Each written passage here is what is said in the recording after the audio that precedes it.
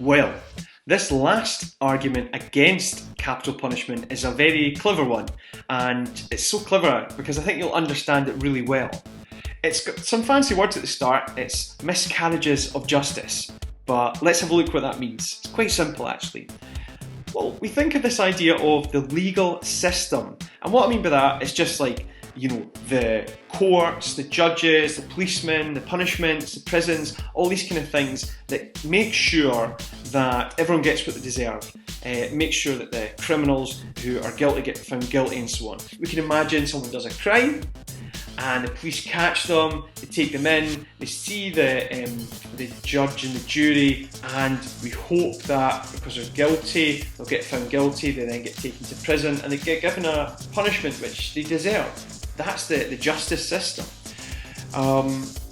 Innocent people should get found innocent and guilty people should get found guilty. Well, this is what we call the carriage of justice. It's like taking us through the carriage of justice where all these things happen and it leads us so that guilty criminals get found guilty, innocent people get found innocent. Simple. Here's a question. Do you think that it always works like that? Do you think criminals are always found guilty if they're guilty and so on? No, of course not. Sometimes things go wrong. Well, sometimes the innocent people can be found guilty. Or the other way around, guilty people could be found innocent. But think about that. Sometimes innocent people can get found guilty of crimes. Judges think they've done it, jury think they've done it. This is called a miscarriage of justice. It just means that justice has gone wrong. It's gone off the tracks. Instead of finding an innocent person innocent, it says that they're guilty. That's what we call a miscarriage of justice. But why is that such a problem when it comes to the death penalty? I'm sure you could think about it. A miscarriage of justice could mean that an innocent person gets killed by capital punishment and you can't turn it back. Sometimes, and it does happen a lot, that innocent people get found guilty.